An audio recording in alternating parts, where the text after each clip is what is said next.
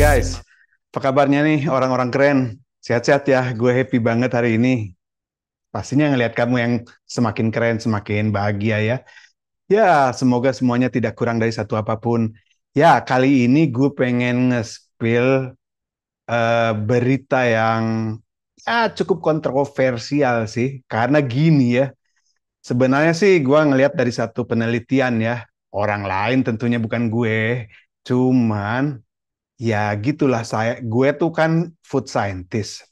Dari sisi food teknologis, gue ngelihat bahwa kok kelihatannya penelitian ini cukup meyakinkan juga ya, karena gue lihat dan gue sandingkan dengan pengetahuan-pengetahuan yang gue udah pernah belajar ini bertahun-tahun gue kuliah di Jerman. Ternyata kok bisa juga yang kayak gini. Soalnya tuh gue ngelihat bukti-buktinya ya, ini kok orang-orang kok pada kurus-kurus ya, kok bisa bisa bagus nih bodinya ya. Kok bisa ngurusin badan sebegitunya ya. Nah, tapi gini ya, beritanya itu hasil penelitiannya mereka itu ngurusin badan tanpa susah-susah diet yang ketat dan tanpa olahraga yang gila-gilaan harus ngangkat-ngangkat yang kilo-kilo itu. Tapi bisa. Nah, itu kan nggak mungkin banget ya, kontroversial banget ya. Gue lagi yang food scientist langsung bilang, nggak mungkin gimana bisa tanpa olahraga, tanpa makan yang bener, diet yang bener, bisa kurus gitu aja. Tapi pas dilihat-lihat dari hasil bacaannya itu ya, kan itu dipublikasikan dan hasil publikasinya gue langsung cek satu persatu secara teliti dan seksama dalam tempo yang sesingkat-singkatnya.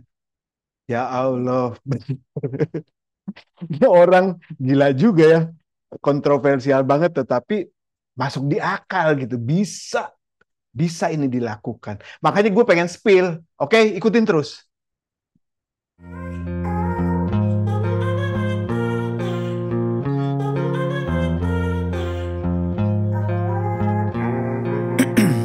Jadi dari hasil penelitiannya mereka, kata kuncinya yang pertama, clue-nya adalah protein. Nah, protein, kenapa protein? Ya secara food scientist sih saya mengertinya bahwa protein itu kan kalau kita makan akan mengekang rasa lapar ya. Jadi merasakan perut ini tetap lama kenyangnya. Nah, jadi dari hasil penelitian ini mereka menyarankan untuk menambah jumlah protein yang diasup per harinya itu kira-kira antara berapa ya? 15 sampai 30%-an lah. Jadi protein itu apa? Dada ayam itu kan protein ya. Terus juga yogurt itu kan protein, telur itu kan protein. Oke? Ya, itu dimakan. Ikan juga proteinnya tinggi ya gitu. Jadi makanan itu yang ditambah sekitar 15 sampai 30% per harinya. Jadi kita kan merasa lapar lebih lama lagi, lebih kenyang lagi ya. Ya. Terus udah gitu, nah kan kita itu sebagai manusia rata-rata dewasa ya, oke. Itu kan kita makan kira-kira antara 2.000 sampai 2.500 kalori per harinya. Nah, itu dikurangi kira-kira 400 kalori setiap harinya.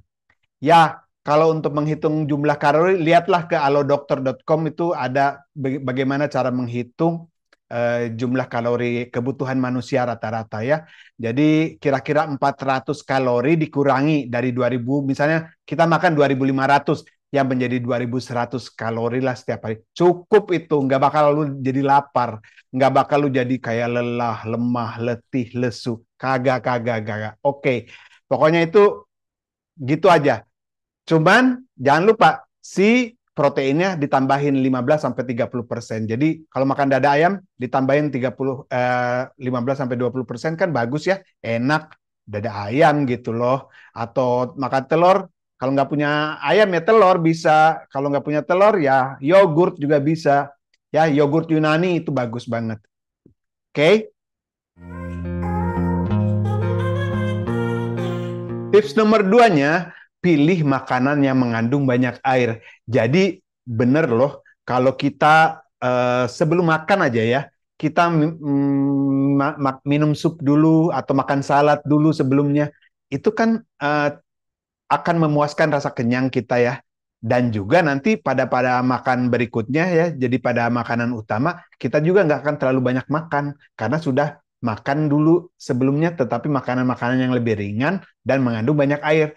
Rasa kenyangnya dapat, tetapi juga nggak membuat kita menjadi pengen makan lebih banyak lagi pada makanan berikutnya. Ini tips yang benar bagus sih. Biasa bule-bule kan makannya gitu, makan sup dulu, makan salad dulu. Ternyata di balik itu luar biasa sih triknya, ini trik bagus banget. Jadi sebelum makan ya kita makan sup dulu gitu ya. Supnya jangan sup yang kayak coto Makassar ya, atau sop buntut gitu. Nah itu mah menambah nafsu makan semakin gila-gila lagi karena gurih kan ya. Jadi sup-sup yang misalnya sup ayam ya itu bagus ya. Ya sup tomat itu kan bagus. Atau salad. Salad itu kan bagus banget ya. Kita dapat mineralnya, dapat vitaminnya, dan itu kan salad mengandung banyak air di dalam sayurannya tersebut sehingga kita menjadi cepat kenyang dan juga menahan rasa nafsu yang berlebihan di makanan berikutnya. Trik yang sangat jitu sekali. Ikutin. Tips berikutnya ini benar-benar sudah diteliti dan bagus sekali karena begini. Clue-nya adalah minum, minum, minum. You drink, and you drink. Jadi rekomendasinya sih, lu katanya harus minum 1/2 liter air sebelum makan. Efektif sih, sudah pada dicobain dan memang benar setelah kita minum 1/2 liter air saja, kita akan makan lebih sedikit kalori dan untuk menurunkan berat badan sangat efektif sekali. Jadi jangan lupa minum 1/2 liter air sebelum kita makan. 1/2 liter ya? Bener katanya 1/2 liter. Cetek, gampang. Ikutin aja. Tips berikutnya gampang banget, yaitu jangan terganggu. Gini ya, kalau kita lagi makan, jangan atau usahakan jangan sampai terganggu. Biasanya tuh kan kita bisa lihat ya di kafe, kayak di restoran, di ruang makan, kita tuh heboh dengan cerita sana sini. Saking pengen ceritanya, kita jadi heboh dan akhirnya kita jadi terganggu pada saat makan. Nah, pada saat makan itu sebaiknya kita tenang aja, jangan banyak ngomong. Kalau bisa sih jangan ngomong, makan aja yang tenang, berikan waktu untuk mengunyah sehingga kita bisa mengontrol makanan kita itu tepat sasaran masuknya dong. Kalau kita ngobrol dan heboh, itu tuh membuat kita semakin nafsu dan makan kita jadi tidak terkontrol. Itu tuh salah satu yang membuat, menurut penelitian ya, salah satu yang membuat kita menjadi gendut. Cobain deh, silahkan ngobrol makan di kafe sama teman-teman. Saking hebohnya itu gimana? Akhirnya tiba-tiba bread ya. Nah itu. Jadi usaha jangan sampai terganggu. Termasuk handphone juga. Jangan kan kita banyak sekali tuh orang-orang yang sibuk banget lagi makan tuh, wah ngecekin HP kayak orang paling penting aja. Presiden bukan, menteri bukan, tetapi ngecek HP. Kayak seakan-akan tuh, wah saya harus eksis di sosial media. Yang nggak juga kayak gitu. Karena kenapa? Ngapain kita eksis tapi kita nggak sehat, kita jadi gemuk nggak puguh gitu kan. Nah jadi jaga ya, kalau lagi makan jangan heboh, jangan terganggu, tenang saja, santuy.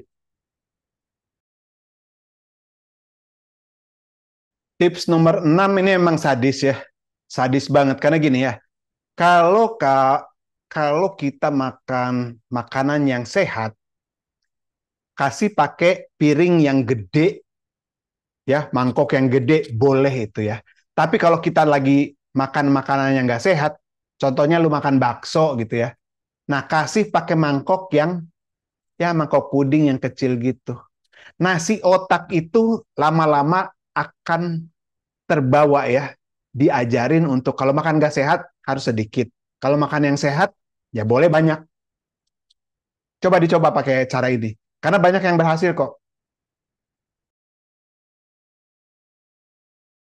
Tips nomor 7, gampang banget. Banyakin tidur ya. Tidur yang berkualitas dan kurangi stres. Karena begini, kalau kita tidur itu, kita akan menyeimbangkan hormon kita. Dengan menyeimbangkan hormon kita, maka makanan yang kita asup juga yang kita cerna akan semakin baik.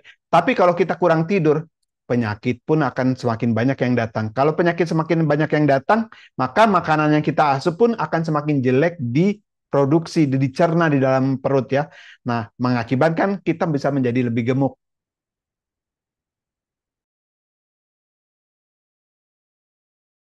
Tips nomor 8, ini penting banget ya.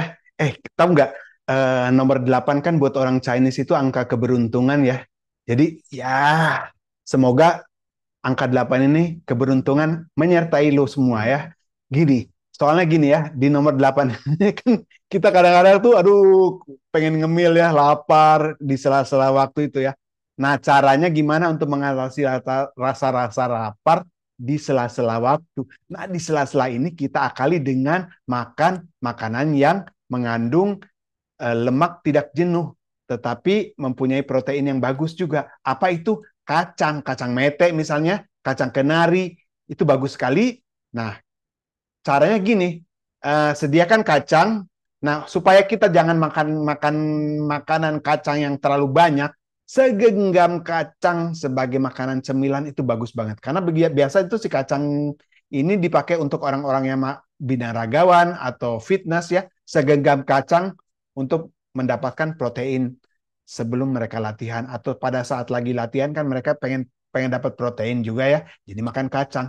Nah, kacang ini kita bisa jadikan sebagai cemilan.